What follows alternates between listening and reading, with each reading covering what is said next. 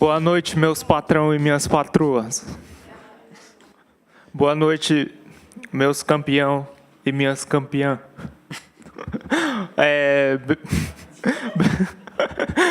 Bem-vindos aí ao segundo encontro de Hikers.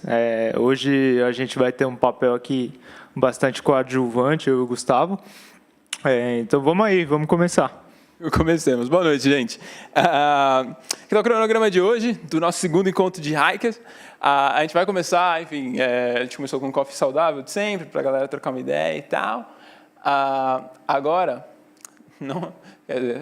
Bom, agora tem a parte do Programadores Everywhere, a parte em que a gente traz aqui uma galera para bater um papo com a gente, para contar a história deles, para contar um pouco sobre mercado e as experiências que o pessoal teve. Hoje a gente vai ter um pessoal da Dog Hero, a gente vai falar um pouco mais daqui a pouco. Depois a gente vai ter o Diário da Hike. O que é o Diário da Hike? É o que está acontecendo com a Hike. É o que são os updates, são as coisas que deram certo, as coisas que deram errado, os aprendizados aí dessa fase, algumas pérolas que a gente teve aí, várias coisas. Depois a gente vai ter um break ali, só para, enfim, tomar uma água, esse tipo de coisa. E depois tem o HH, que não é happy hour. Poderia ser, mas não é. História Hike. A gente vai falar o que é isso daqui a pouquinho, mas a gente vai trazer um pouco das histórias de hikers para cá. Então comecemos. Então o que a gente vai fazer agora? A gente vai falar com o pessoal da Dog Hero. A Dog Hero é o seguinte, a Dog Hero é uma startup animal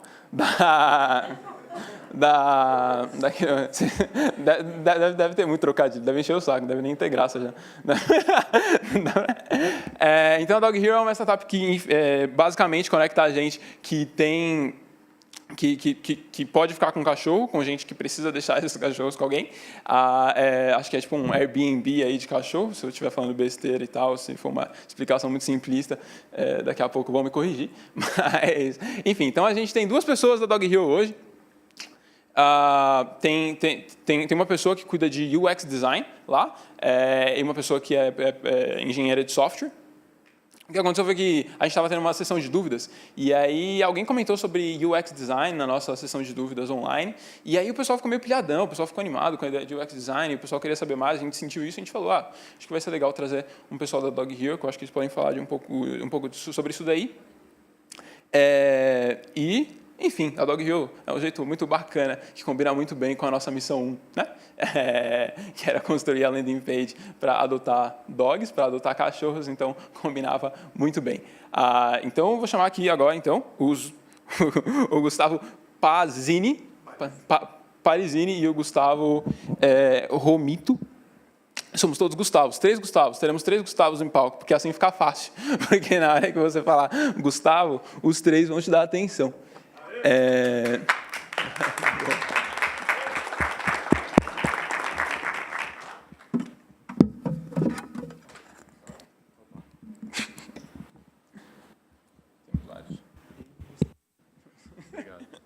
Vários Gustavos.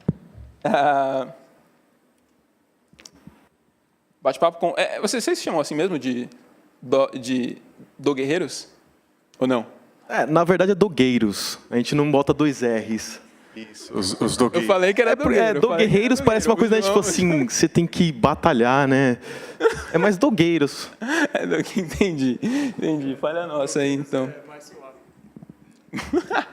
Boa. Deixa eu pegar meu bloquinho aqui. Acontece. Falhas técnicas. Não é falha técnica, né? Obrigadão por chegar aí, noite de segunda-feira e tal, por disponibilizar. A gente chamou super em cima da hora também. Obrigadão mesmo. Prazer. Queria começar muito conhecendo vocês melhor, sabe?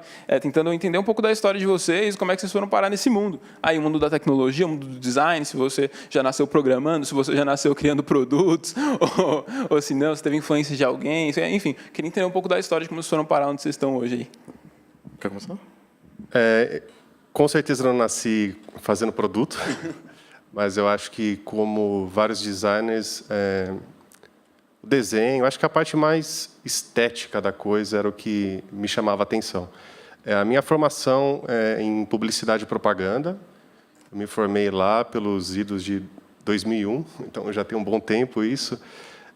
Eu acho que até diz muito sobre como eu vim parar no design, porque na época a internet tinha uma uma presença bem menor do que ela tem hoje, né? Então, no curso de publicidade, pensar um contexto sem aplicativos, sem internet, é meio surreal, né? Então, eu acabei naturalmente indo para a criação. Eu sempre gostava muito dessa parte da publicidade. Mas, no fim, eu nunca trabalhei como diretor de arte. Eu sempre trabalhei como designer gráfico. E acho que essa é uma das portas mais comuns para os designers de experiência de hoje, né? Então, o designer gráfico, na época, ele era responsável pelas peças gráficas, né? Muito das impressas. E aí a gente começou a ter uma transição no mercado em que surgiram, em 2005, né, surgiu o iPhone, tudo mudou, né? A gente tinha já os sites, a demanda para web design, mas era bem diferente, né? Então, as agências ainda tinham uma demanda muito grande para as mídias tradicionais. E quando começou esse movimento das mídias digitais, dos aplicativos, e aí ficou muito claro que esse era o caminho que eu deveria seguir. Então, eu fui pulando de uma agência para outra, até cair numa agência de promoção, uma agência digital, e o resto foi história, né? Então, eu cheguei antes de trabalhar na Dog Hero, eu trabalhava no Instituto de Pesquisa da Samsung, então foi uma experiência bem legal de ter o UX aplicado em questões que não eram somente para produto. Então, tinha ações que envolviam tecnologia pela tecnologia. Então, eram coisas que até miravam mais em patente do que outras coisas. Mas a experiência do usuário ela estava nesse meio. Então, aí foi o caminho de publicitário a designer. Perfeito. Valeu. Só um comentário. Acho que a gente podia fazer o talk show do Gustavo aqui, né? Onde os convidados são Gustavos e o apresentador é Gustavo. É requisito básico, né? Só Gustavo. Eu vou começar um pouquinho mais lá atrás, como eu conheci a programação, tá? Em 2015, pareço velho, mas não sou, tá? Tenho 23 anos. 2015, não, 15? Não, besteira. 2010, eu estava terminando o ensino fundamental e eu estava cansado daquela mesmice do ensino fundamental, 8 anos no mesmo colégio, com as mesmas pessoas e tudo mais. Eu estava atrás de um desafio novo. E aí, conversando com a minha mãe, ela tinha feito um curso técnico em secretariado executivo. E aí eu fui entender um pouco mais do que era um curso técnico conciliando com o ensino médio. Então, o ensino médio técnico foi o que eu fiz. Ele mistura um pouco de matérias que você queira fazer na sua graduação, junto com matérias do ensino médio normal, física, química, só que acaba tirando grade horária dessas matérias para colocar justamente matérias que você tenha mais interesse. E eu chutei o curso de programação de jogos, que era legal na época, então eu jogava, e eu falei, porra, programação de jogos, né? É legal jogar, deve ser legal fazer, né? Então, fui eu lá, né? Aí meu primeiro contato com programação foi justamente no ensino técnico. No primeiro ano, eles ensinam bastante a parte da lógica e o primeiro contato foi fazer programação para Windows, bem embarcado mesmo. E aqui é uma depressão, fazer coisa para Windows.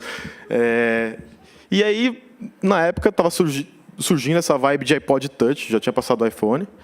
E aí eu ganhei um iPod Touch e falei, porra, será que eu consigo fazer alguma coisa para ele? E aí eu comecei a aprender, assim, sozinho mesmo, a parte de desenvolvimento iOS. E comecei a fazer uns aplicativos que solucionassem alguns problemas meus dentro do âmbito do colégio. E aí, cara, fui pegando mais gosto, deixando um pouco da parte de design até de lado, de jogos. Era até conhecido lá no ensino médio como garoto de programa. Me identifico. Você está num curso de jogos, a maioria lá gosta de design, de fazer modelagem 3D e tal, e você é o único que gosta de programação mesmo. A galera até queria fazer dupla comigo, porque era difícil achar um cara de jogos que gostasse de programação.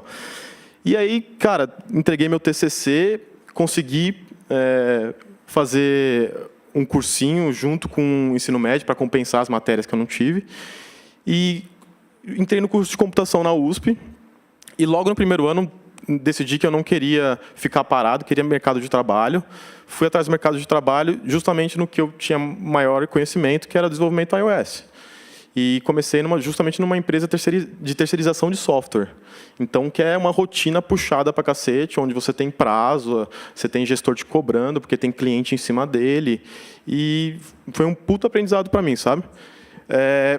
Aí, nesse meio tempo, surgiu a oportunidade de fazer um intercâmbio na Califórnia, onde eu fiquei 1 ano estudando computação lá. Aprendi muito da parte de Android lá, porque na faculdade eles ensinam Android, que eu nunca vi aqui nas faculdades no Brasil. Foi onde eu tive meu contato primeiro com a parte de Android. E aí, quando eu voltei, tive experiência web. Então, assim, já tinha uma gama bem grande de softwares. E aí eu conheci a Dog Hero. Tinha um amigo meu que trabalhava aqui não, na Dog Hero. E ele já saiu, infelizmente. Não morreu. Bem depressão, né? E aí eu tô como engenheiro de software na Dog Hero, tá? Onde o maior desafio de engenheiro de software lá é você não necessariamente estar preso a uma plataforma em si. A gente procura profissionais justamente que tenham essa gama variada de tipo assim, conhecimento ou queiram se desenvolver em mais de uma plataforma. Quando você fala em mais de uma plataforma, imagina tipo, não só uma pessoa que desenvolve só para Android, só uma pessoa que mais diversas coisas, é isso? Isso, um cara que tem, ou pelo menos o mínimo de interesse em querer, sabe? Eu sei uma plataforma, mas eu quero conhecer uma segunda. Porque se eu fizer dupla com o Gustavo, por exemplo, e eu souber Android e iOS, você consegue saber o full stack completão, a gente tira qualquer coisa do papel juntos, entendeu? Sim. Então, é justamente essa a ideia que a gente tem lá, para as pessoas parearem, conseguirem tocar projetos com o menor número de pessoas possível. Porque, digamos que eu quero tirar uma coisa do papel e eu preciso de 4 pessoas para isso. Uma para cada plataforma, back, web, iOS e Android. É inviável, você precisa de ter muitos times, entendeu? Então, é isso que a gente busca lá, principalmente. Perfeito, animal. Eu acho muito legal ver, né, como você, tipo, interesse, eu gosto de jogos e tal, e acabou entrando e acabou indo parar nisso como programador, e como você foi, tipo, eu gosto do lado criativo das coisas, as coisas estão tendendo para o digital, e acabou indo parar lá, né? Tem um ponto que é legal colocar também, UX é um termo que é até recente, né? Às vezes a gente fazia o que é reconhecido hoje como UX e tinha um outro nome, né? Era web designer, arquiteto de informação, então o termo UX você pode se tornar um UX passivamente. Se pelo tempo, né, se você tivesse lá por 2004, 2007, era um termo. Não, vamos mudar o nome da galera com o termo agora UX. Então, você virou UX. Né? Sim. Acho que 3 coisas. Primeira, é um negócio que eu sempre esqueço de fazer no começo desses bate-papos aqui, que se vocês querem fazer alguma pergunta no meio, porque às vezes está no flow, né, cara? A pessoa está falando um negócio, tem uma pergunta que encaixa perfeitamente, por favor, dá um grito aí, fala, oh! E a gente vai lá, fala o João, aí o João vai dar o suporte e ajuda. Só gritar Gustavo.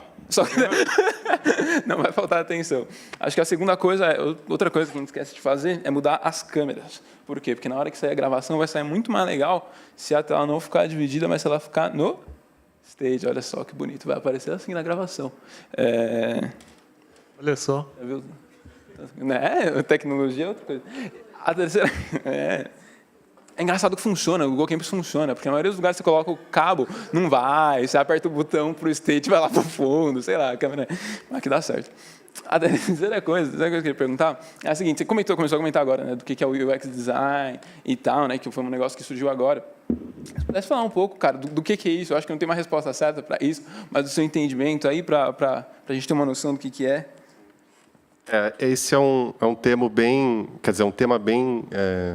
interessante trazer, porque a gente fala como se fosse algo que é de comum conhecimento de todo mundo, né?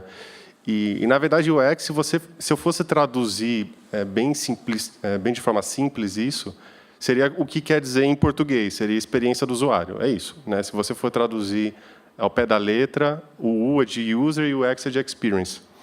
Só que embaixo desses 2 termos tem tanta coisa e é tão complexo imaginar que uma pessoa na posição de UX designer vai resolver toda a experiência do usuário, é surreal, né? Então, assim, a experiência do usuário dentro de um contexto de aplicativo, de uma empresa, ela não é definida pelo designer só, né? Então, a experiência ela está no atendimento, ela está no pós-venda, ela está no durante o uso. Então, é bem pensar como uma jornada. Quando uma pessoa um cliente, um usuário, como a gente fala, né, user, ele está usando o aplicativo da Dog Hero, por exemplo, a experiência que ele tem, às vezes, começa antes dele ter contato com o produto. Então, assim, como ele ficou sabendo da Dog Hero, né? Em que contexto ele precisou usar a Dog Hero?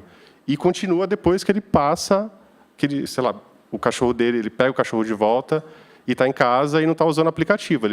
Às vezes ele é impactado de outra forma. Então, tudo isso é experiência. E a experiência depende do estado de espírito dele também. Não dá para eu planejar, projetar uma experiência com total certeza que vai ser daquela forma. A gente pode projetar toda a experiência de como vai ser esse evento. As pessoas vão entrar por aqui, vão sentar nessas cadeiras, vai ser dessa forma o nosso talk. Mas se qualquer coisa sair desse cronograma, não só no âmbito do evento, mas de vocês, já mudou a experiência. Cada um vai ter a sua. Então, assim, essa é a explicação simples, a experiência do usuário, e essa é a complexidade toda por trás. É como que você planeja essas experiências todas. Só que não dá. Quando você fala que é um designer UX, é como se você fosse um soldado de um exército inteiro, né? O UX, o ideal seria a gente quebrar ele em várias categorias embaixo.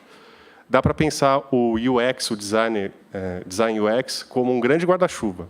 Então, se você está pensando em experiência, você precisa de alguém que pense na experiência antes de usar o produto, durante.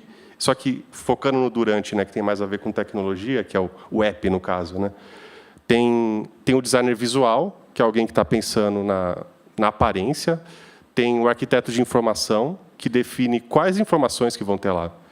Tem o designer, que é um pesquisador, que eu acho que essa é a coisa mais bacana de UX também, né? Antigamente, como eu comecei no gráfico, também muita gente começou, design estava muito voltado para essa parte da estética, do tangível. E quando a gente começou a pensar em coisas um pouquinho mais psicológicas, né, tipo a experiência, como vai funcionar e tudo mais, a gente começou a abraçar várias disciplinas, né, a antropologia, a psicologia. Então, de repente, a gente começou a pensar, não, a gente precisa pensar na experiência dele. Só que a gente precisa de gente que entenda como conversar com as pessoas, como vai ter a tal da empatia. Como é que você vai planejar a experiência para esse usuário se você não conversa com ele? Mas, para conversar com ele, você tem que definir quem é esse usuário. E aí, esse exercício de definir o usuário é sei lá, um método que a gente buscou do marketing. Então, a gente foi trazendo várias disciplinas para formar esse grande guarda-chuva que hoje é chamado UX. Então, assim, por mais que eu comecei como o primeiro, agora eu não sou mais o único designer na Dog Hero, e ele é o cara de UX. Pô, ele vai pensar em exatamente como vai acontecer. Não, quando alguém tem uma dúvida, como é que a gente tem que fazer isso, né? Cara, você é o designer, você vai saber responder isso. Eu naquele momento, eu vou ter que colocar o chapéu de pesquisador. Eu falo, eu não sei a resposta, mas a gente vai ter que conversar com os usuários ou potenciais usuários para descobrir isso. Aí você usa uma série de ferramentas para fazer isso acontecer. Então, quando pensar em UX, pensa num grande guarda-chuva. Quando você quer ser um designer UX e achar que faz tudo, é como um full stack de desenvolvimento. É o cara que vai lá pesquisar para entender, o que a gente deve fazer. É o cara que vai definir quem são as pessoas que vão usar aquilo. É aquela pessoa que vai tangibilizar num protótipo. É aquela pessoa que vai validar aquilo. É a pessoa que vai voltar com os achados e vai transformar em um app em telas visuais. E algumas pessoas até fazem uma parte do front-end. Então, é insano pensar que vai fazer tudo. Mas é isso que quer dizer quando falar um designer UX. Mas, na real, às vezes ele foca em uma dessas partes, né? Que deveria ser o ideal. Animal. Hoje você faz tudo lá, né? É muito uma questão... Eu acho que essa questão do UX fazer de tudo um pouco tem a ver também com a dinâmica da startup, né? E não só o designer faz isso. Eu acho que em várias áreas tem gente que faz coisas que extrapola o próprio descrição o job description dele, né? E o designer acaba fazendo um pouco de tudo, mas o ideal não deveria ser assim, né? Deveria ter um pouco... Acho que depende um pouco da empresa também, né? Porque é possível você separar UI de UX, né? Você não precisa necessariamente ter uma UI bonitinha para necessariamente você entender como o usuário vai se comportar na sua plataforma, né? Sim, tem vários pontos aí. Existem vários tipos de protótipo, fidelidade que você pode fazer que não depende necessariamente de um cara que saiba desenhar. Você pode apresentar um desenhozinho na mão para uma pessoa e ir guiando ela através do processo. Show, A show. gente tem uma pergunta aqui. Opa, boa. Legal, gostei. Manda. Oi, gente, tudo bom? Meu nome é Ana, eu trabalho na Acreditas.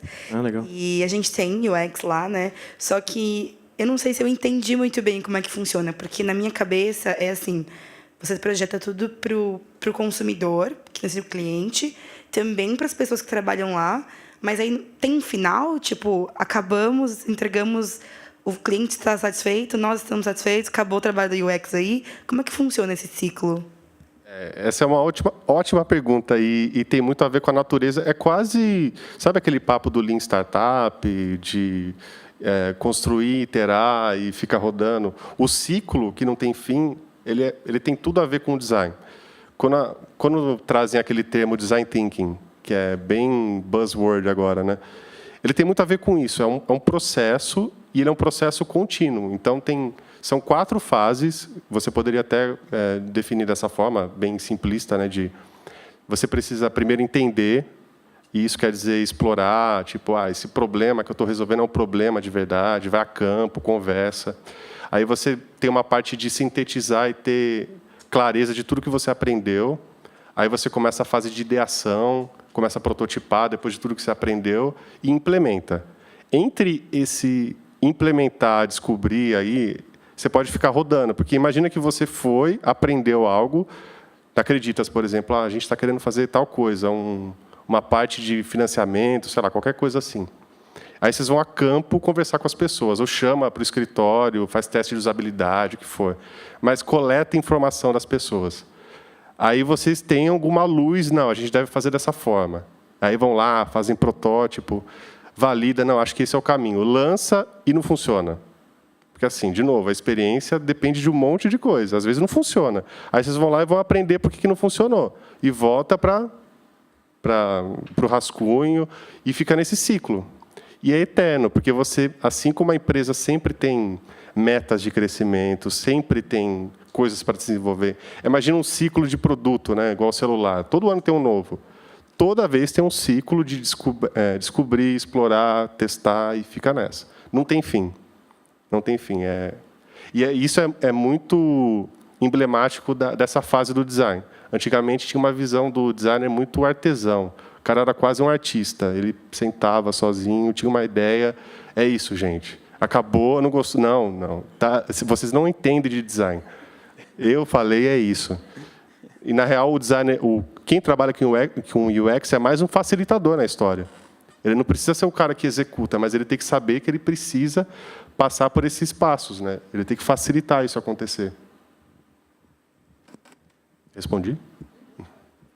Acho que, só complementando um pouco a parte de UX, acho que é importante, sempre quando você vai fazer esse ciclozinho, você definir uma meta. Você decidir o que você quer no final dele. E você conseguir validar de algum jeito se aquilo foi sucesso ou fracasso.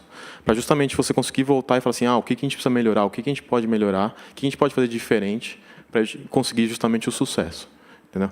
O que a gente tenta fazer bastante lá é justamente essa parte, esse ciclo, só que com pequenas iterações. Então, não necessariamente a gente precisa pensar como vai ser o fluxo do começo até o fim, mas peraí, vamos quebrar por partes, vamos pensar parte por parte, a gente vai lançando aos poucos e vai aprendendo.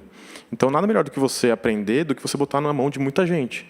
A gente não consegue trazer 20, 30 pessoas no escritório, é difícil. Você conseguir trazer 10 é muito já, né? Então, se você botar na mão do usuário, você conseguir ter ferramentas de tracking, que você consegue medir como que os usuários estão se comportando dentro da sua plataforma, é maravilhoso, entendeu? Esse ponto é super importante também, que quando eu falo que essa parte qualitativa de ouvir o usuário, entender, definir quem é ele primeiro, esse é o nosso usuário, tem até ferramentas como persona. Persona nada mais é do que traduzir em algumas personas, tipo um personagem fictício, quem são nossos usuários. Então, assim, essa parte é mais qualitativa, exploratória, bem antropológica, né? Longe de dizer que é etnografia, mas é uma parte mais exploratória. E tem a parte dos dados também, né? Muitas vezes a gente olha e vê um comportamento que é mostrado pelos números, só que eles são isso, né? Eles mostram um fato, né? E ele mostra que está acontecendo aquilo, mas quando se pergunta por quê, você começa a levantar hipóteses, mas você nunca vai saber a real enquanto você não conversar e confrontar os dados com pessoas, né? Tipo, né, você cria uma hipótese e com a hipótese você sai do prédio, né? Aquela que os americanos gostam, get out of the building, e conversa. Tem que sair a resposta não está no lugar onde você está, né? Está sempre na rua. Então tem que sair e conversar. Boa, animal. Opa, manda, Mineiro. Tipo, mais ou menos o que a Nubank faz. Acho que precisa do microfone, senão não sai na gravação depois. Faz sentido.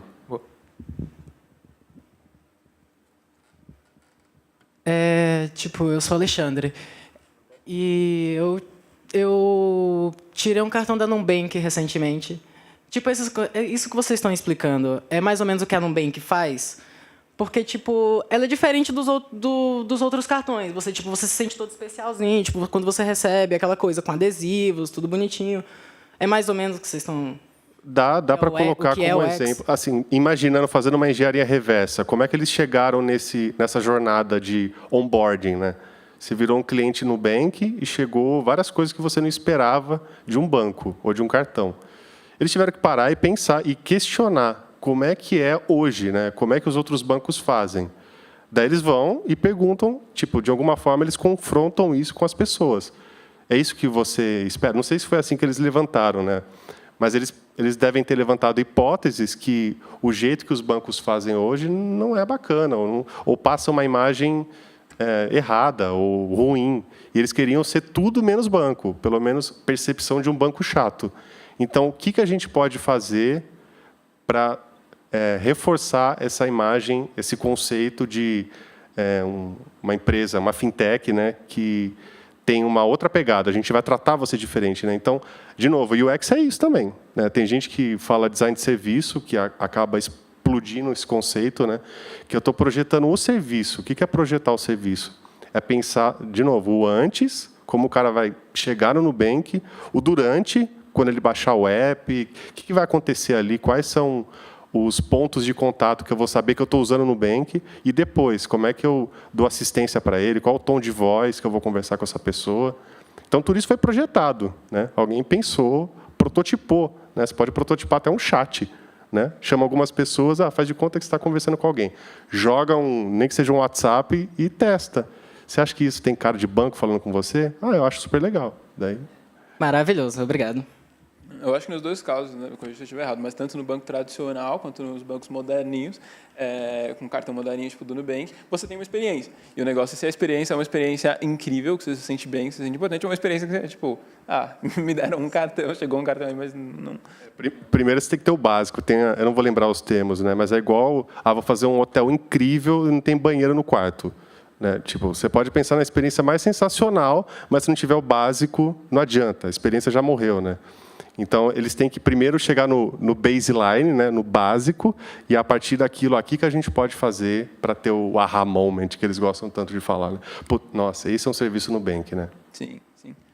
Romito, só falar Gustavo não ajuda, né? Queria te perguntar um negócio. Cara, como que é essa relação do time que está implementando, por exemplo, a tecnologia de vocês, né, com o time de design, né, que está pensando nas coisas que querem...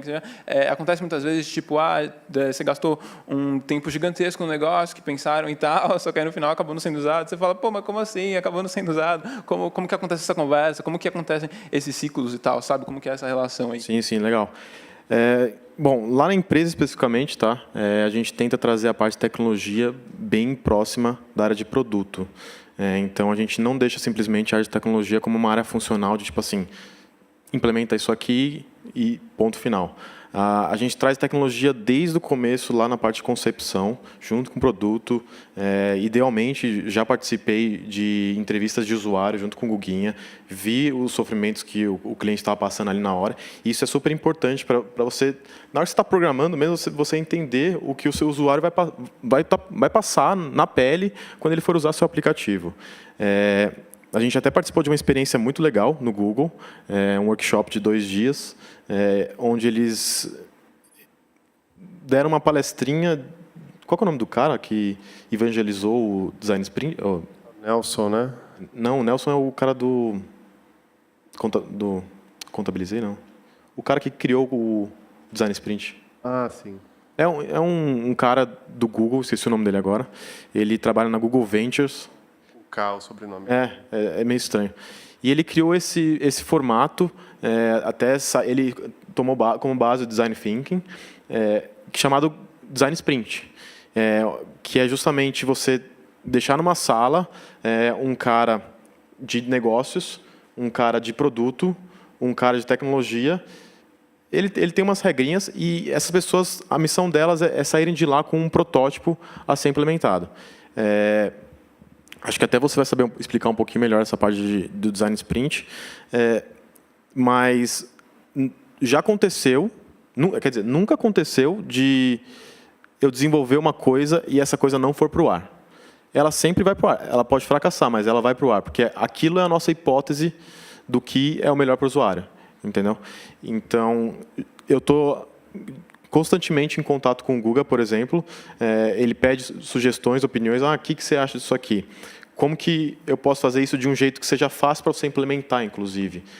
Porque tecnologia é justamente isso. Como que a gente vai tirar isso do papel e converter em uma solução que seja criativa, rápida, escalável, e que a gente consiga colocar na mão do usuário o mais rápido possível.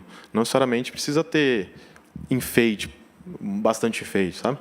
Então, o dia a dia é basicamente isso. A gente troca muita figurinha dia a dia. A gente, particularmente, a gente está trabalhando dentro de um squad agora, só dando um overview. A gente trabalha num modelo chamado squads, lá dentro da empresa, onde você tem mini times multifuncionais, e independentes. O nosso time é o time de dog walking.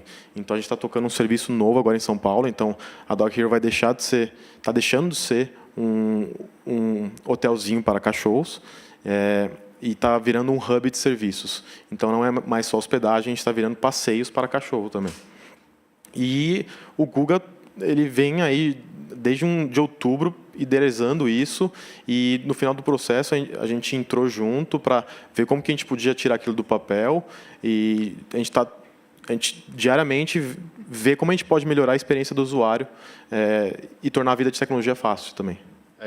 O ponto do dog walking, de novo, né? Esse é o papel de facilitar. Não é que eu pensei em toda a experiência de dog walking, né? Então, ainda mais se você é um designer solo numa startup, você precisa de todos os braços possíveis, né? Então, eu tento envolver desenvolvedor, quem tiver afim em teste de usabilidade, por exemplo, em pesquisa de profundidade, a parte de brainstorm, de, mockup mesmo, se precisar, as pessoas desenham. Então, fazer essa facilitação para que todo o processo seja coeso depois, né? Traga uma experiência coesa para o usuário. E só complementando do design sprint, né, um termo que já é bem comum, né, hoje, mas é legal falar o que é. É bem isso. Se você pensa no design thinking como a grande referência, né, que tem essas fases, né, você precisa explorar, dar sentido naquilo, idear a partir daquilo, prototipar e validar. O design sprint é exatamente isso. Ele tem esses mesmos ciclos. Só que o pessoal do Google Ventures, eles conseguiram achar de tanto fazer isso com as empresas aceleradas, lá dentro do Google Ventures, eles chegaram num padrão. E esse padrão são 5 dias. Eles falaram em 5 dias, cada dia específico para uma parte do processo, a gente consegue ter os efeitos que a gente está procurando, que é partir de uma hipótese, tem que ser uma hipótese ou um problema relevante, unir pessoas com backgrounds diferentes. Tem até um livro agora que chama Design Sprint, que diz isso, tem toda a formulazinha, mas aí em cada dia fazendo tais coisas, chegar até o final, ter um protótipo e testar com pessoas, com usuários, né? De novo, o Design Sprint não é acelerar num sprint o processo de design só de produto, a parte de colocar a mão na massa. É também chegar rápido nas validações, nos pontos em que tem que falar.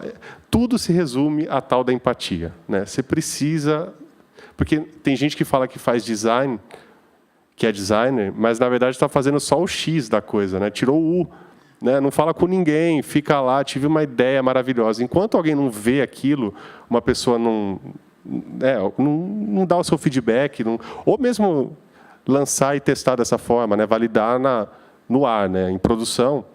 Não adianta, é só hipótese. Licença, tem uma pergunta aqui. Vocês falaram sobre a organização e vocês falaram sobre esses squads, e eu queria perguntar como exatamente isso funciona dentro da Dog Hero, como é a divisão das funções. Tá, então, a ideia do squads, os squads surgiram, é um modelo que surgiu no Spotify, onde eles precisam ter dois conceitos, autossuficiente e independente.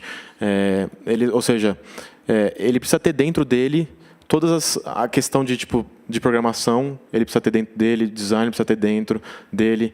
Uma empresa que até foi citada pelo Alexandre, o Nubank, ele trabalha com squads. E a ideia do squads é você ser responsável por uma partezinha do processo do usuário dentro da sua aplicação toda. Então, no nosso modelo ideal de squad, por exemplo, a gente teria um squad de matching. Um squad de matching seria responsável por qual que é o melhor anfitrião para essa pessoa que está buscando um passeador. Estou tão viciado com um passeio.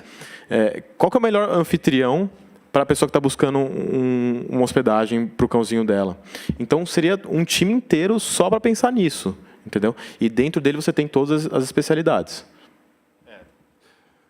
Como vocês lembram, eu era o único designer, então não dava para eu me dividir em todas as squads. O que a gente tenta fazer hoje tem mais um designer, a gente espera crescer o time e eventualmente a gente vai ter um designer para cada squad, seria o mundo ideal. Isso acontece com o time de marketing também, a gente não tem uma pessoa em cada squad com essa expertise, então a gente tem squads funcionais. Então, seriam essas squads focadas em um processo, uma parte do fluxo ou o que for. E aí tem uma squad de product design, que seria essa onde está o design. Então, a gente fica muito mais permeando todas elas, e aí tem que rebolar para ver o que é prioridade e o que não é. Mas a gente se divide assim hoje. Não é o modelo ideal. O ideal é que tivesse essa especialidade também dentro de cada squad. É isso que eu ia falar. Os squads são bem comuns em times maiores, assim, com 80, 100 pessoas. O que a gente tenta fazer é um modelo que a gente está até criando in-house nosso, né? É um híbrido de... a gente até chamou de proto-squads, que é meio que uma tentativa de fazer squads com o tamanho do time que nós temos. Hoje somos 40 e poucas pessoas, né? 40 e pouco, E então a gente não consegue ter cada especialidade dentro de cada time. Somos em 4 times hoje, um focado especificamente para dog walking, outro para anfitrião, crescimento e internacional. Mas a ideia é justamente a gente conseguir migrar para um dia ter dentro de todos os times a especialidade deles. Licença, eu me chamo Samuel e vocês estão falando dos squads e eu fiquei vocês gostam de completar assim, a resposta um do outro. Isso dentro do squad também se aplica? O designer fala, isso na programação, você colocasse algo do tipo, ou programação no design. Vocês gostam ou aplicam isso de acrescentar no do outro? Eu acho que a gente troca muita figurinha. Bastante. E essa é uma relação que, às vezes, até, falando especificamente de novo, né, pensando no grande guarda-chuva UX, eu estou falando agora de UI, né, pensando na interface ali, chegou no ponto que está desenhando tela. Isso interfere muito o trabalho do time de desenvolvimento. Então, assim, não tem como não haver uma troca. Assim, o ideal é trazer sempre, cada vez antes no processo, para ter clareza do que vai desembocar na UI. Mas a gente está sempre trocando informação e, lógico, eu não tenho conhecimento técnico suficiente para opinar em um caminho que ele tomou para resolver alguma questão de UI. Mas a gente tem muito alinhamento em talvez voltar para a parte de desenho, de UI, para que a feature vá adiante, porque é mais... eu ia falar fácil, né? Mas é mais... tranquilo colocar ela no ar daquela forma. Então, tem que ter essa troca, senão ficaria simplesmente quase um processo industrial. Nessa fase do processo de produto, se define as telas. Terminou isso, entreguei, passei a minha tarefa adiante, você vai lá, pega o que eu fiz, O desenvolvedor pega o que eu fiz e executa aquilo. Depois ele volta, ó, é assim que deveria ser feito? Não, não é assim, volta. Então, não funcionaria dessa forma. Tem que ser bem próximo essa passagem, né?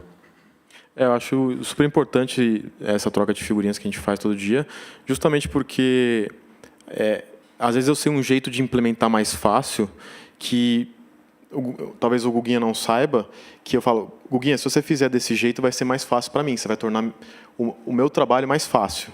O trade-off, né? Quanto a gente está conseguindo a mais, até pensando no negócio, né? Quanto isso vai impactar no negócio ser dessa forma. Isso. Até visual, assim, essa interação, essa animação. Não, é só uma questão de interpretação do que a gente aprendeu nas pesquisas e é como foi feito. Se dá para ser de outra forma? Dá, não vai mudar nada. Então, vamos fazer de outra forma. É justamente isso. Você conseguir mostrar para outra pessoa a sua dor e falar e propor uma nova solução. E se a gente fizesse desse jeito, funcionaria também? E é justo. Quer completar? Então, isso justamente nesse ponto acontece muito conflito, né? O desenvolvedor acha que, não, firula, para que fazer isso? E o designer, não, tem que ser feito assim, foi pensado dessa forma. Se as partes entenderem qual é a motivação por trás, isso foi pensado dessa forma porque a gente aprendeu tudo isso e a gente acredita que vai afetar isso aqui, você consegue dar mais contexto para justificar a sua decisão. E do outro lado, a mesma coisa. Isso tudo, eu tô questionando isso porque o esforço é esse, né? Então, a gente tem que equalizar, né? Sempre existe uma balança que você tem que pesar os dois lados. Opa, aqui. Sou Jadson, tem uma pergunta. Você que trabalha com essa parte de design, você acha que as habilidades que você utiliza são meio que um dom ou são coisas que é possível aprender no dia a dia, estudando, fazer algum tipo de atividade? Totalmente dá para aprender. Eu acho que, de novo, vou ter que desmistificar a parte designer artesão, artista, com, sei lá, um dom que ele toca e sai um desenho maravilhoso. Tanto que, se você parar para pensar debaixo do guarda-chuva do UX, você pode trabalhar com design e não tocar em interface, em UI, na parte mais visual. Você pode estar lá nas fases iniciais do processo de exploração, pesquisa, síntese, que não tem arquitetura de informação, que não tem absolutamente nada a ver com a parte estética. E você pode ser uma pessoa que tem mais familiaridade com a parte estética e está mais envolvido com UI, com animação. E, assim, a característica mais importante para qualquer designer é a tal da empatia mesmo. Se ele não conseguir incorporar esse pensamento de que ele faz para alguém sempre, ele pode ser o mais talentoso possível. Talvez ele não esteja fazendo design, esteja fazendo outra coisa. Ele desenha maravilhosamente bem, mas dentro de qual contexto aquela beleza toda entrou? Talvez seja um contexto de uma galeria de arte, não de produto, né? Mas tem umas coisas que ele faz que eu falo, cara, eu não faria isso. De novo, tem pessoas que têm mais facilidade para trabalhar com visual design. Beleza, ele vai ter mais facilidade, mas, de novo, é uma outra discussão, né? Quando a gente entra no contexto de UI, né? Pensar em aplicativos. Hoje tem várias linguagens visuais. O próprio Google tem uma muito clara, que é o Material Design, que é todo um set de guias, referências, que ajudam o próprio desenvolvedor a criar o front-end muito mais coeso e mais agradável, vamos colocar assim. Então, assim, você vê que é muito mais traduzir um guia do que você trazer novas referências visuais. E você está trabalhando com visual. Então, hoje dá para se trabalhar até assim, trabalhando com referências e guias mais estruturados. Aqui. Vocês falaram bastante dessa interação, enfim, do squad, principalmente pré-início do desenvolvimento, então muito da parte de prototipação, ideação, etc. Queria que vocês explicassem e falassem um pouco até para o pessoal como que funciona, quais são os processos que vocês utilizam na Dog Hero, a partir do momento que o card entra lá e é priorizado para entrar no fluxo de desenvolvimento. Então, se vocês usam Scrum, Kanban e como funciona o processo de validação em ambiente de testes, como que faz depois o deploy para produção, enfim, explicar um pouco como funciona esse processo na Dog Hero. Quer começar com a parte de prototipação? Eu começo, daí você termina. Pensando no dog walking, que é uma realidade bem atual nossa. Imagina que a demanda chega lá na esfera de negócio, né? Chega lá no C-level, nossa, tem uma oportunidade de serviço, acho que a Dog Hero tem que caminhar para esse lado. Então, chegou bem quadrado ainda, né? E aí, quando chegou no time de produto, acho que o meu papel foi questionar, né? Da onde veio isso, né? Foi um benchmarking olhando o mercado americano, eles estão... tem empresas que estão tendo resultados muito bons com dog walking nesse modelo. Acho que a gente tem que, pelo menos, ver se funciona aqui, como é que vai ser. Então, você vai entendendo as influências do negócio. Isso tudo está naquele primeiro passo do Design Thinking, né? Você está ouvindo tudo. Ouvir o usuário é uma parte. Você ouve, na verdade, todo mundo. O usuário também é seu cliente, é o seu chefe. Todo mundo ali está nessa fase. Então, assim, pensando em prático, assim, o que a gente usou? Então, quando chegou essa demanda, no caso para mim, né? Depois de tentar digerir um pouco aquilo, né? Tem o tal da Desk Research, literalmente esse termo que eles usam, né, pesquisa de mesa, é sentar no computador e tentar entender esse mercado, né, depois de conversar com os CEOs e os COOs e tudo mais, é tentar entender como é que é esse mercado no mundo, ver o que está acontecendo, ver outras empresas, entendeu? Você começa a ver o panorama. E aí uma ferramenta que eu gosto de usar internamente chama Matriz CSD, que CSD é para certeza, suposições e dúvidas. Então, assim, a primeira coisa que a gente tinha que fazer era alinhar o que a gente tinha de conhecimento sobre dog walking. A gente já trabalhava com outro serviço, então, o que a gente entende sobre dog walking? Então, reúne boa parte do time, quem estava afim, faz meio que um workshop, todo mundo colocando um monte de post-it lá, tudo que tem certeza. Não, dog walking é isso. Não precisa a gente precisa treinar os passeadores. Suposição, acho que as pessoas não vão querer deixar um passeador estranho entrar na casa dela. E vai levantando tudo. Esse tipo de alinhamento ajuda para a gente partir para a próxima etapa, que é tentar responder essas perguntas, essas suposições e hipóteses. Isso é material para fazer roteiro, para conversar, para mais pesquisa online. Então, depois que a gente alinhou, a gente foi nessa pesquisa de campo para entender mais contexto. Então, a gente separou algumas pessoas da própria base nossa e algumas pessoas aleatórias que a gente conseguiu com amigos, depois de definir quem seria o suposto cliente de dog walking, e foi com esse monte de vieses e dúvidas e hipóteses, né? E a gente descobriu várias coisas. Rotina de quem tem cachorro e passeia, se já contratou um passeador, como é que foi a experiência, o que deu errado, o que deu certo. De novo, colhendo um monte de informação. A gente chegou num ponto que reuniu tudo isso e sintetizou. Tipo, voltar a escrever no post-it. A gente aprendeu isso. Aquilo que era suposição, nada a ver isso. É certeza que não é. O que era dúvida, tiramos essa dúvida. Então, fica brincando com essa informação. E aí, quando a gente tem esse monte de informação, a gente começa a trazer as nossas hipóteses do que é o serviço.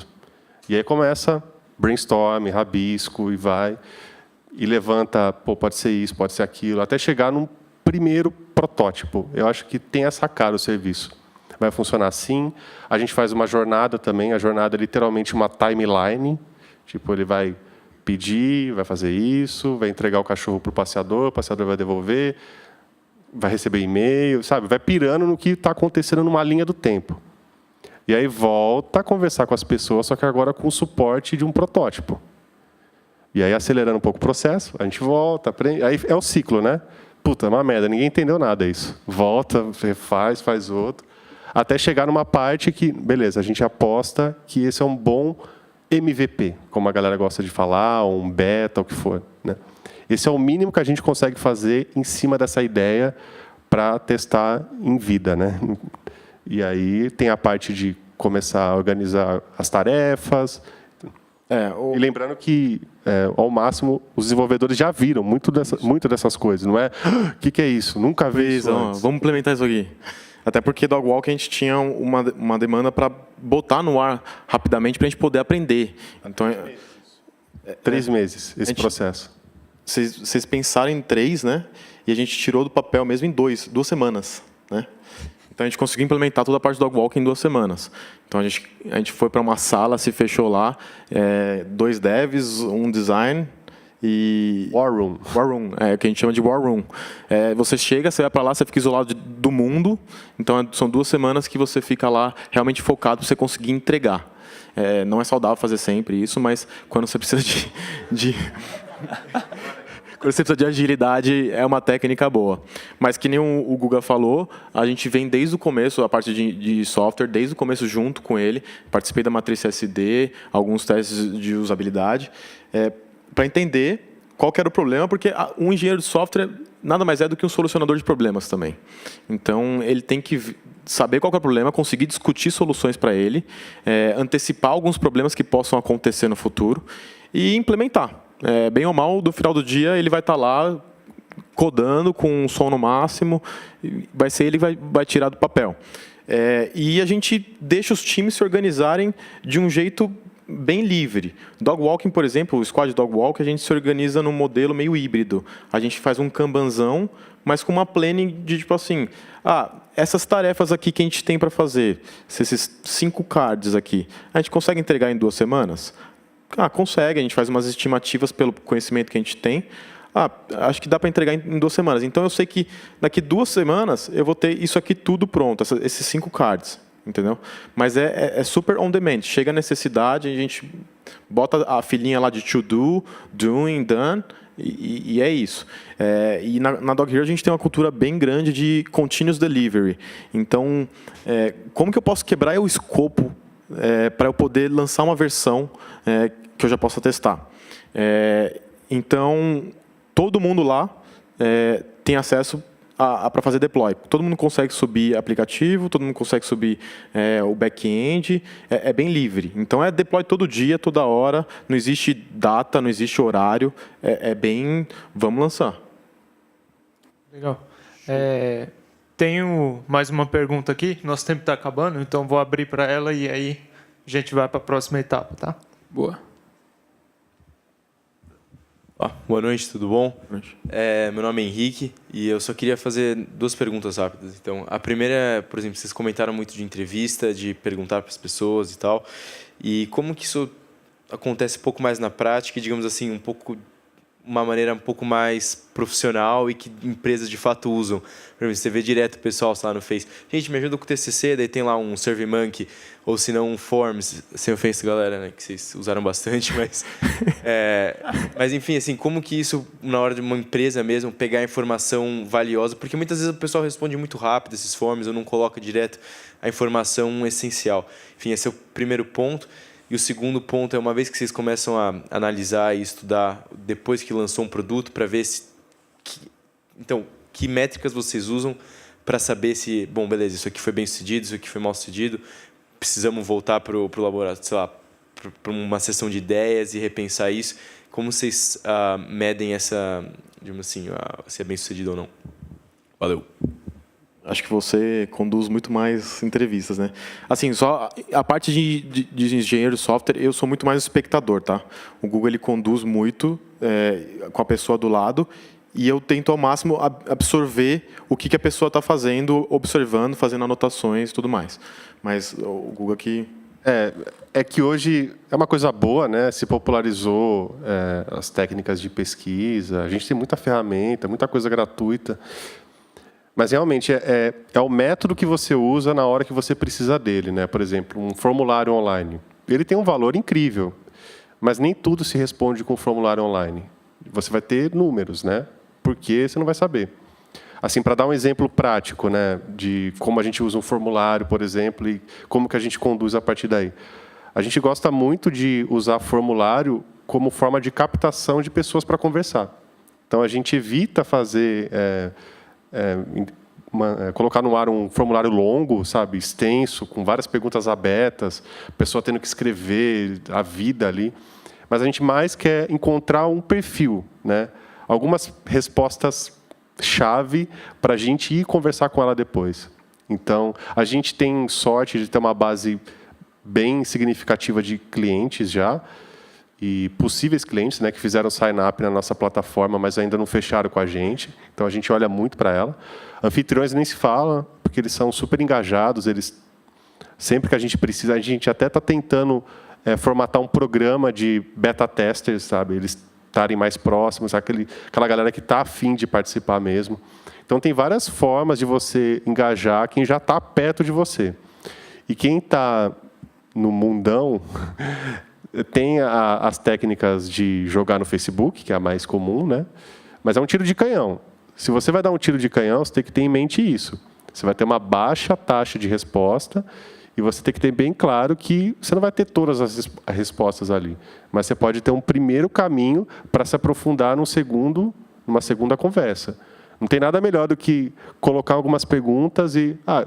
está a fim de participar de uma pesquisa depois para entender um pouco melhor as suas respostas? Daí, esse perfil é legal. Vai lá, entra em contato, marca um dia, ou conversa por telefone mesmo. Então, assim, aí é mais a habilidade de lidar com as técnicas, que tem várias. Por isso que eu falo, dentro do guarda-chuva de UX, a gente puxou especialidades de várias áreas. Se você trazer um cara que tem formação em antropologia para um time de produto, ele vai ter 1 zilhão de coisas no kit de ferramentas dele. Fazer sonda cultural, shadow, sei lá, tem um monte de nome isso. Cliente oculto, entrevista em profundidade, de guerrilha, como aparece muito naqueles casos. Senta num café, coloca uma plaquinha paga um café se você testar o meu produto. Tem várias técnicas assim, né? Então, é mais explorar elas e eu acho que dentro de uma empresa grande, pequena ou média, é muito mais testar também, não tem uma fórmula. Você vai olhar, às vezes, o desafio e pode ser que não tenha nada a ver com um teste aprofundado. É mais a ver com, talvez, um lançamento rápido e interagir rápido em cima daquilo e olhar as métricas, que daí acho que é a deixa para a sua outra pergunta, né? Então sempre quando você vai priorizar alguma tarefa, você levanta uma hipótese para ela e você já tem que ter em mente o que você acha que aquela feature nova ou você alterar o que já tem hoje vai mudar. Então eu quero mexer aqui no fluxo da minha lista de anfitriões do Dog Hero, por exemplo, porque eu acho que se eu mudar ela, eu colocar alguma coisinha a mais aqui, as pessoas vão entrar mais em contato, ou seja, as pessoas então que virem a lista de busca vão mandar mais mensagens. Então isso é sua hipótese, então você tem que ter um jeito de validar ela. Então nesse aspecto entra muito BI, dentro da empresa. A gente tem uma equipe de BI na Dog Hero. Então, tudo tem que ser justificável. BI Business Intelligence. A sigla em si, ou você quer que eu explique o que faz BI? É porque BI envolve muita coisa de... Empresa grande envolve data scientists, big data. Hoje na Dog Hero a gente está com uma parte bem mais early stage, assim, sabe? A gente está com uma área pequena, mas a gente está crescendo bastante ela, porque a gente acha que tudo tem que ser validado através dos dados. Então, tudo tem que ser justificado através deles. Então, que comportamento que eu estou vendo do meu usuário em produção, que a gente chama, ao vivo. Então, o que eles estão fazendo? Então, o que eu quero mexer com essa nova proposta? Entendeu? E é justamente essa métrica que você tem que ficar olhando depois que essa sua proposta for para o ar. A gente tenta ao máximo fazer teste AB, principalmente com e-mails de aquisição, a gente faz bastante teste AB. Na plataforma em si, a gente faz mais testes AB na web, que é um pouquinho mais tranquilo de implementar, porque existem algumas ferramentas para mobile que facilitam a implementação também, mas teste AB é sempre uma boa alternativa para você fazer validação. Tem também testes... a gente lança para uma porção da base também, tem muito isso. E a gente acompanha como aquela base está reagindo àquilo, se é uma feature que talvez quebre um fluxo crítico, né, sei lá, pagamento da reserva. Lança para uma parte e vê como funciona. É um release controlado que a gente chama. Show demais. Gustavo, brigadão. Foi sensacional. Eu aprendi pra caramba. Obrigado, Gustavo. Eu aprendi pra caramba. Daí, a gente vai falar um pouquinho para dar os updates da Hike, mas depois a gente vai ter o break de 10 minutos. Então, quem quiser fazer mais alguma pergunta ou pegar os contatinhos e tal dos Gustavos, é sempre bom pegar os contatinhos dos Gustavos. E é isso aí. Brigadão mesmo, hein? Valeu. Obrigado a vocês.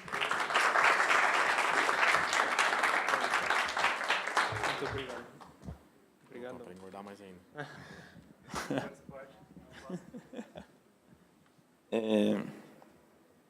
Show demais.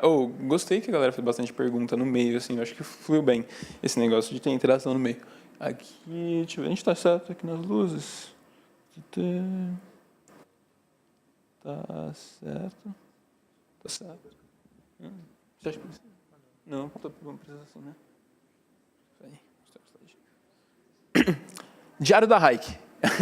Então agora a gente vai falar só um pouquinho aí dos nossos, de algumas novidades, de aprendizados, de coisas que deram certo e tal, nessas primeiras semanas. Vamos lá. Então, primeiro, alguns acertos. Eu acho que metodologia, o negócio de mão na massa, o negócio de ter um tutorial e depois ter uma parte de se vira e tal, a gente recebeu feedback muito positivo, de gostei muito disso e tal, de várias pessoas. Então isso foi bem bacana. Metodologia, acho que está dando certo. Canais. Eu quero dizer com canais. Canais eu quero dizer com a gente usar o Slack, com usar o WhatsApp, com usar o Hangouts para fazer sessão de dúvidas e tal. Eu achei que as pessoas iam ficar confusas pelo fato de ter tanta coisa acontecendo em tantos lugares, mas no final as pessoas gostaram. Elas falaram, eu gostei muito de ter essa interação em vários lugares, porque a informação vai chegar de alguma forma em mim e tal, e parece que vocês estão sempre disponíveis ali para ajudar a gente e tal, então parece que a parte dos canais também acabou dando certo, o que é bom.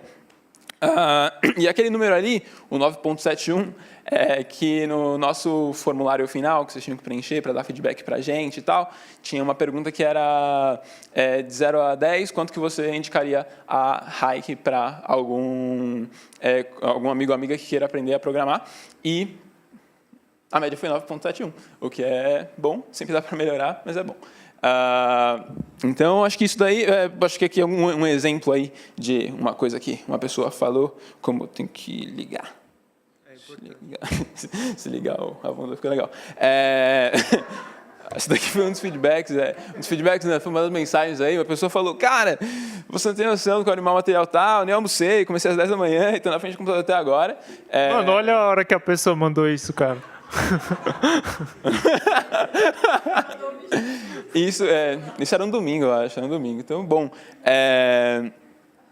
assim, não é saudável não almoçar, almocem, acho que é importante, mas, enfim... Não recomendamos. Não recomendamos, recomendamos almoçar. Acho que coisas para melhorar aí, eu acho que a clareza das instruções é uma coisa que tem que melhorar, acho que bastante gente falou, eu queria que tivesse mais claro e tal. No final deu para fazer, porque a galera conseguiu seguir e terminar o negócio, mas acho que dá para deixar várias coisas aí mais claras. Comunicação para todos, o que eu quis dizer com isso? Apesar da galera ter elogiado, falou, pô, achei legal, chegou no Slack, chegou no WhatsApp e tal, a gente percebeu que muitas vezes a informação não chegou em todo mundo. Então, tinha, sei lá, algumas pessoas na segunda semana, quer dizer, no final da primeira semana, no meio da segunda semana, falaram, eu ainda não recebi a missão 1. Então, isso era uma coisa aí, né, que a gente tem que corrigir, a gente tem que melhorar isso daí. Acho que algumas pessoas também não sabiam que tinha que enviar um negócio no GitHub, que tinha que preencher o formulário, enfim. Então, a gente tem que ter certeza de que a mensagem está chegando em todo mundo, a gente tem que melhorar esse ponto aí. O trabalho em grupo. O trabalho em grupo é um negócio que tem para melhorar, porque, enfim, acho que, no geral, as pessoas que trabalharam em dupla ou em trio, acho que muita gente deu um jeito, acho que a gente deu poucas instruções de como fazer isso, mas muita gente deu um jeito, sabe? Tipo, quando a gente perguntou, falou, cara, a gente está dando... Como é que te falaram? Eu perguntei se estava indo bem, aí a pessoa respondeu, surpreendentemente sim. Isso daí era com o trio, né? Porque trio a gente não tinha ideia de como que os trios iam fazer, mas enfim, deram um jeito. Então é legal, acho que muita gente conseguiu fazer dar certo, mas acho que a gente tem que dar um jeito mais estruturado, um pouco mais claro aí de como fazer esse negócio acontecer bem, mas no geral tá andando bem. Acho que não é prioridade em comparação com os outros, mas é um negócio para melhorar também. Aprendizados. Um negócio que a gente aprendeu no meio, um negócio que a gente percebeu no meio dessas primeiras semanas aí, a parte do feedback, né? Que a proposta era que vocês enviassem o código de vocês e depois hackers iam dar feedback no código um dos outros. Falar, esse código aqui tem que melhorar, esse código não está bem organizado, esse tipo de coisa. A gente percebeu no meio que isso provavelmente não daria certo, e aí a gente falou, acho que é bom, pelo menos para as primeiras missões, a gente mesmo dar o feedback. Vai dar muito trabalho, porque a gente tem que olhar o código, muita gente, tal, esse negócio demanda um tempo, mas acho que vai ser melhor a longo prazo. Essa primeira coisa aí que a gente percebeu. B2B, o que significa B2B? B2B significa que algumas empresas chegaram para a gente e falaram, cara, quero que vocês rodem o currículo de vocês na minha empresa. Então é um negócio que a gente vai começar a experimentar, um negócio que a gente não estava procurando por isso, mas umas empresas chegaram e pediram, porque, enfim, falaram, é importante que muita gente aqui, mesmo a pessoa que não seja a programadora, que ela também tenha noção do que está acontecendo ali, porque, enfim, tem com frequência essa troca de figurinhas, essas conversas, essas pessoas têm pelo menos uma noção, se for uma noção profunda, melhor ainda, do que está acontecendo lá, é muito show. Então, foi uma coisa que aconteceu aí, acho que no B2C, ou seja, no que está acontecendo aqui, no negócio para vocês, que a gente teve de aprendizado. Acho que muita coisa.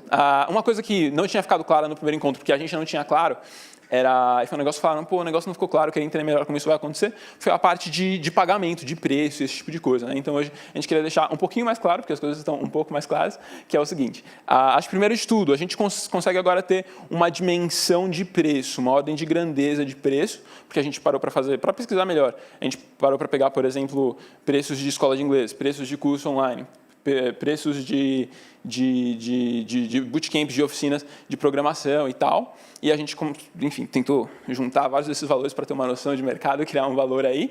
Então, ordem de grandeza de um valor mensal a ser pago entre 300 e 600 reais. Um negócio que é super importante, esse é um negócio que a gente fala desde o começo, continua repetindo. Ninguém vai deixar de fazer a hack porque não pode pagar. É um negócio que é super importante para a gente, porque diversidade é importante, porque a gente vem de família aqui que não tem grana e tal, e eu ficaria muito puto se eu não pudesse fazer um negócio como a hack porque eu não tenho grana. Então, acho que, enfim, tem todo um negócio de bolsas e tal, que é super importante para a gente.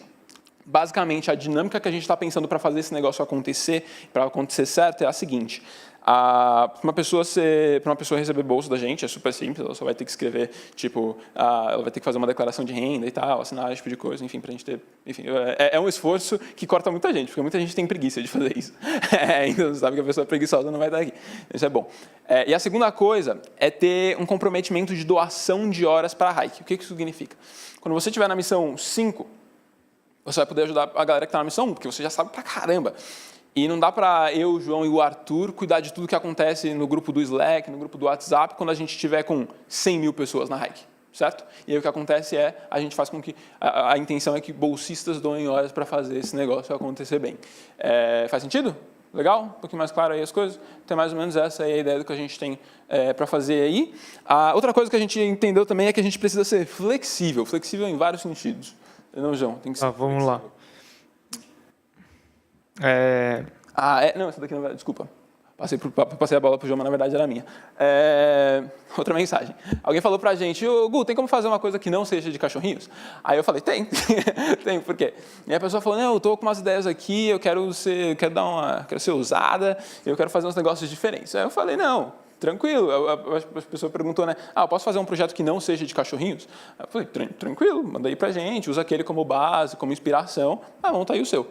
E aí a pessoa fez um negócio que ela queria fazer para testar um negócio na empresa dela e tal. E daí ela montou isso aqui, ela montou um site diferente, né, de um produto novo que ela queria testar para mostrar para as pessoas, ver se atraía as pessoas e tal. Eu fiquei mó feliz quando eu vi isso daqui. Eu falei, pô, que legal, a pessoa conseguiu aplicar no trabalho dela, no dia a dia dela, achei mó legal, fiquei felizão. Então, acho que esse é um dos sentidos da flexibilidade, né? Eu acho que a gente dá aí a base do projeto, mas a gente é super aberto para, se você quiser adaptar ele, mudar ele para um negócio que faça mais sentido para você, tranquilo. Acho que é legal avisar para a gente, só para a gente saber o que está acontecendo, para a gente entender melhor o que é o projeto que você vai fazer e dar a ajuda que você precisar para fazer ele acontecer. Mas, enfim, a gente acha isso bom legal. A gente acha muito bacana. Então, sempre que quiserem, façam isso daí, adaptem o quanto vocês quiserem. Acho que esse é um dos sentidos aí da flexibilidade. O outro é... Teve um outro aprendizado. Um outro aprendizado que a gente teve é que, cara, é muito legal a gente abrir o canal para vocês, sabe? Inclusive, a pergunta sobre se vocês viriam aqui no segundo encontro de hikers, tinha lá a opção, tipo, eu vou sim, é claro, a outra... enfim, assim, não. A gente falou assim, mano, vamos abrir uma outra possibilidade ali, vamos colocar outras. A gente deixou lá outros. Aí a gente teve umas respostas bem legais, assim. Mas, enfim, é muito legal. A gente aprendeu que é bacana a gente abrir esse canal para vocês. Sempre que possível, compartilhar aí as dores. do emprego aí que vocês não estão conseguindo e tal. Mas, enfim, abri o canal, né? E teve um outro aprendizado que é super importante, que foi o seguinte, eu mandei mensagem para um pessoal, né, falando sobre check-in, e aí a pessoa falou que ia me responder no outro dia porque estava no Lollapalooza, né?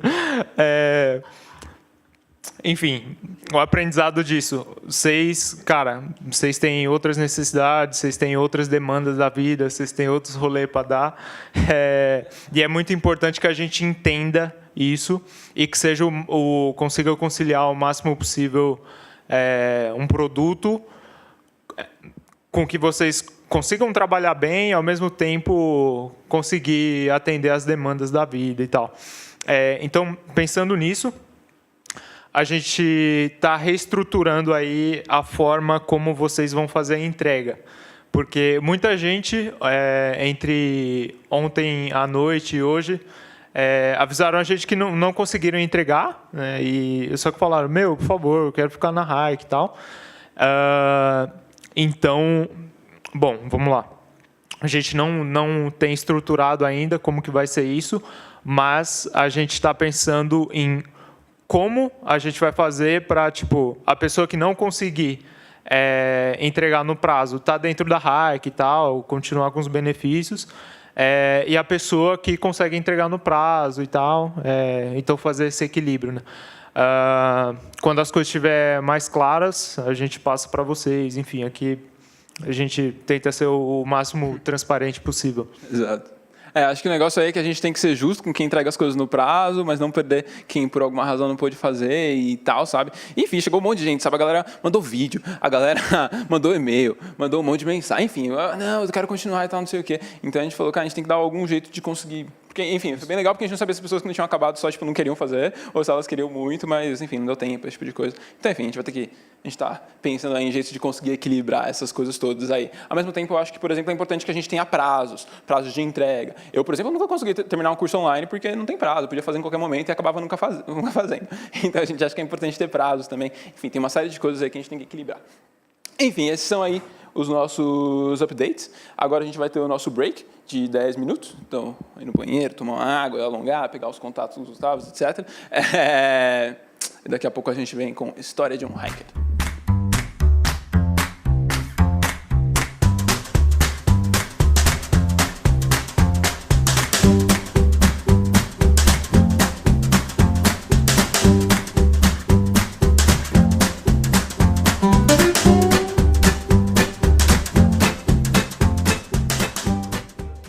Um jeito bem criativo e legal de chamar atenção assim quando a gente voltar.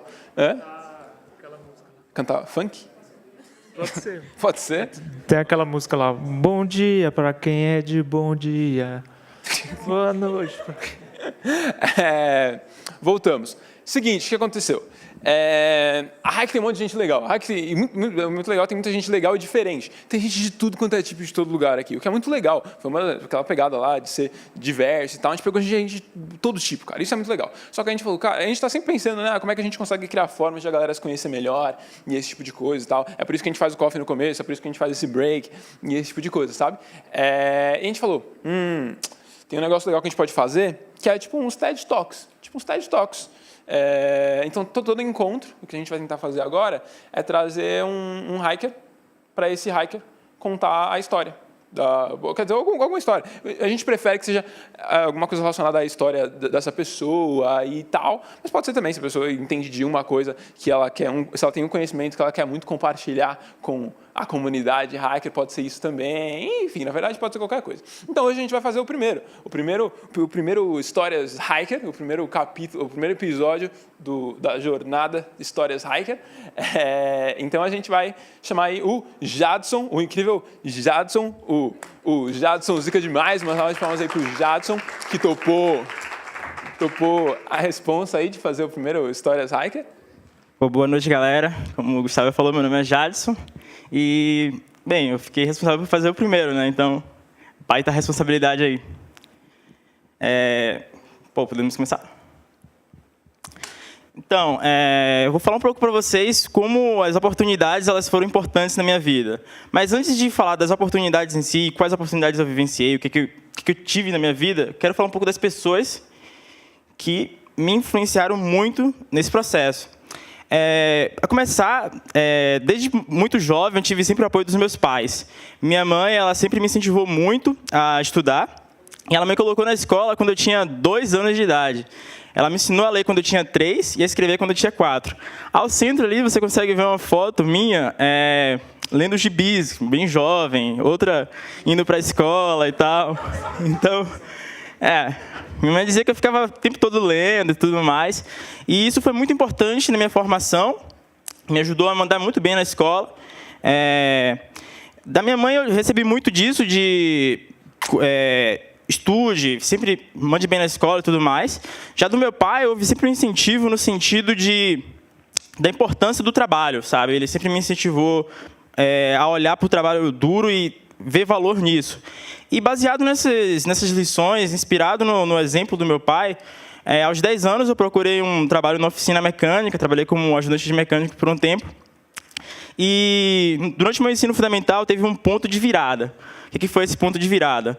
Certo dia, um grupo de voluntários foi na minha escola, na 8ª série, e falou sobre o Instituto Federal da Bahia, que é um curso que é uma escola técnica lá de Salvador, que oferece uma série de cursos.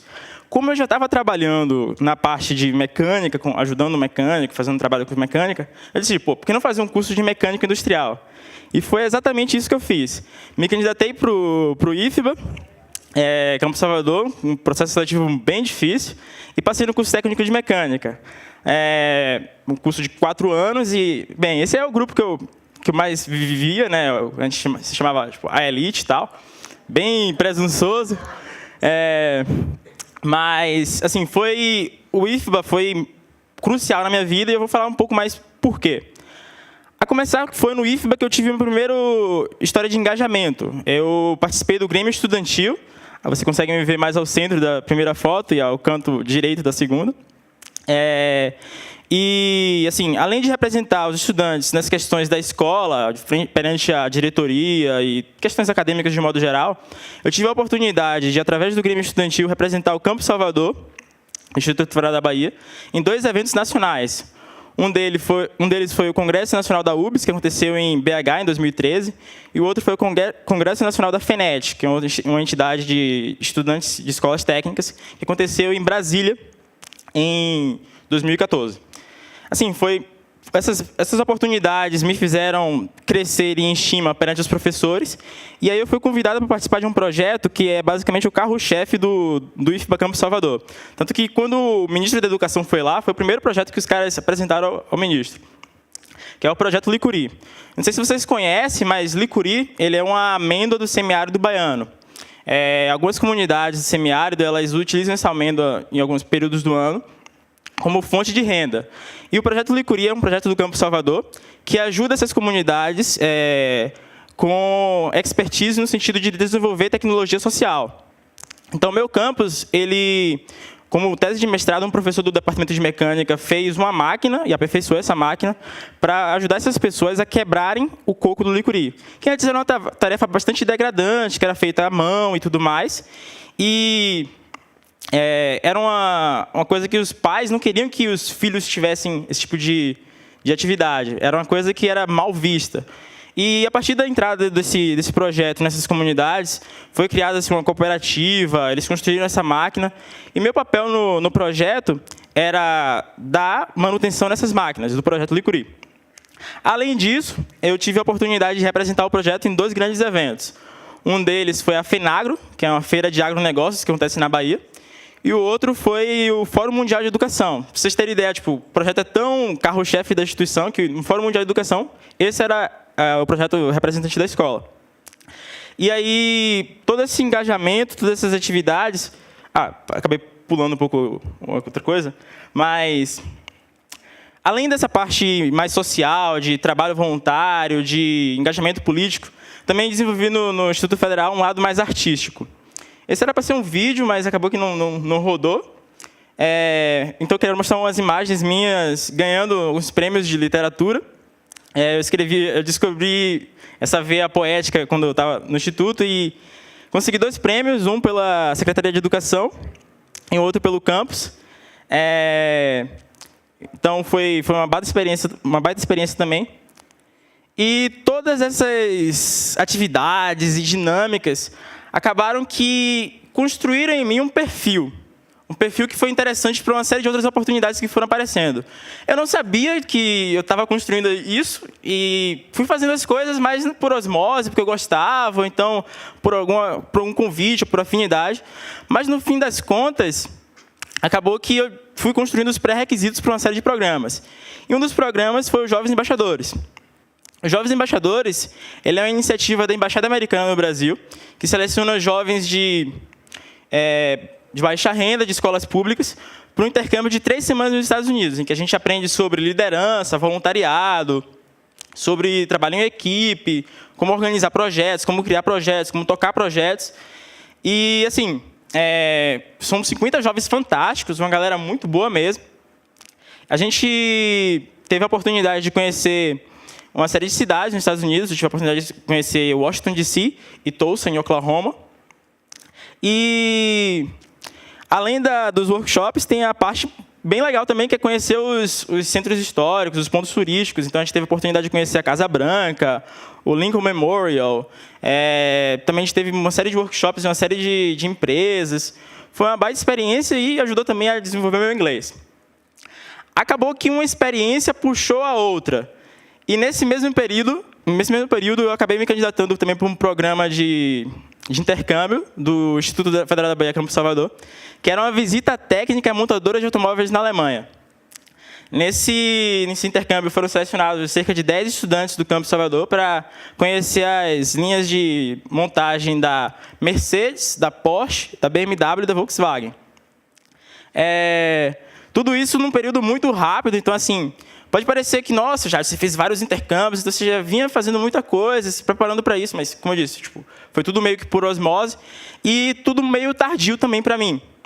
Então, eu só consegui essas oportunidades no espaço de tempo entre o final do ensino médio, que foi no meu 4º ano, no caso, que a gente tem 4 anos no Instituto Federal.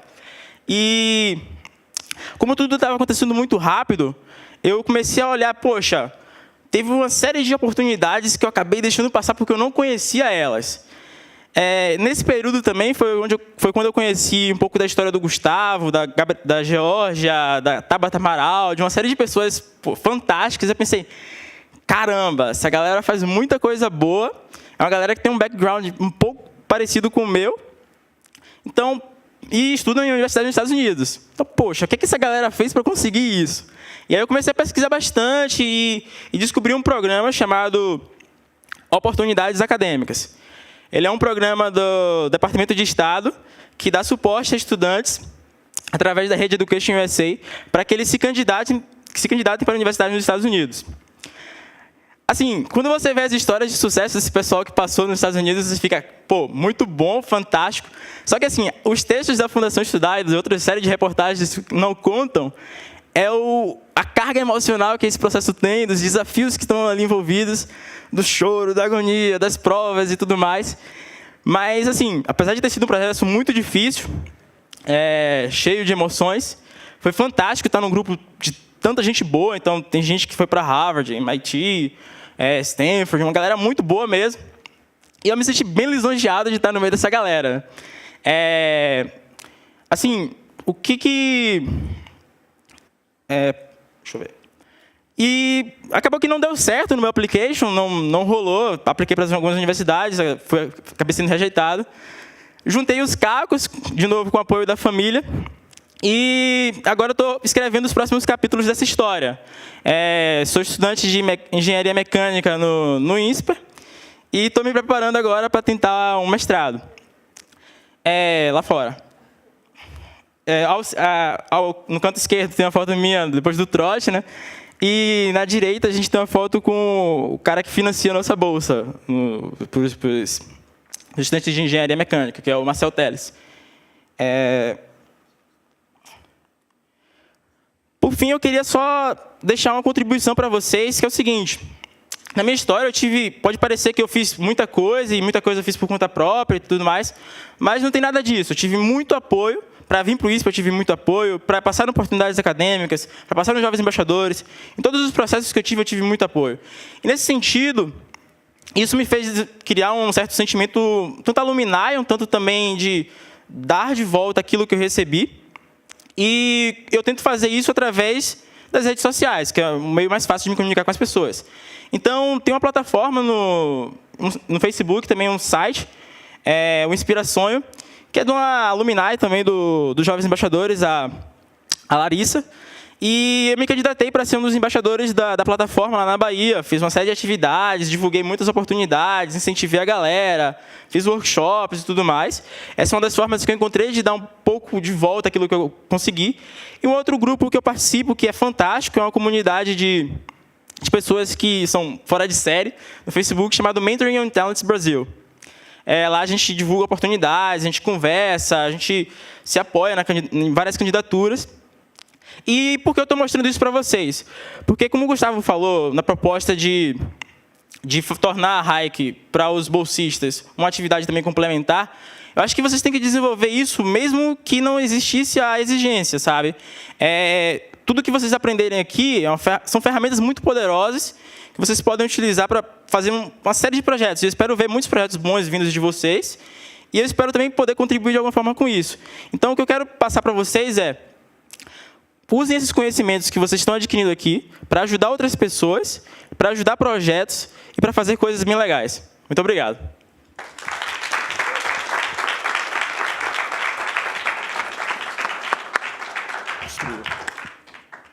Manda muito esse Jadson, manda muito. Como ele chegou aqui hoje, ele falou, tô meio nervoso e tal, não sei o quê. Tava bem nervoso. Não dava nada. Não dava nada, mandou bem. Obrigadão, mano. Eu juro que a gente não pediu, nem pagou para ele falar nada aqui no final. Me pareceu. Mas bom demais. Então, esse aí foi a nossa primeira história de um hiker. Acho que estamos chegando ao final. Acho que a mensagem final aí vamos que vamos. Acho que o negócio tá bom. Eu estava falando com as meninas agora que a gente está muito feliz, cara, de ver que as pessoas que estão fazendo estão gostando pra caramba. As pessoas que não conseguiram terminar a missão estão gostando pra caramba também. Falaram que queremos continuar. Então isso é bom, é legal a gente ver que a gente está fazendo um negócio que está fazendo sentido. Lógico que tem uma porrada de coisa para melhorar, uma porrada de coisa para fazer. Eu acho que a gente deixa bem claro aqui que a gente está no processo de construir isso, que tem muita coisa que não tá feita ainda. Mas acho que estamos no vetor de direção certo aí do que a gente quer fazer. Obrigadão por aparecerem aí nessa segunda-feira à noite. Vamos que vamos e boa semana aí para vocês.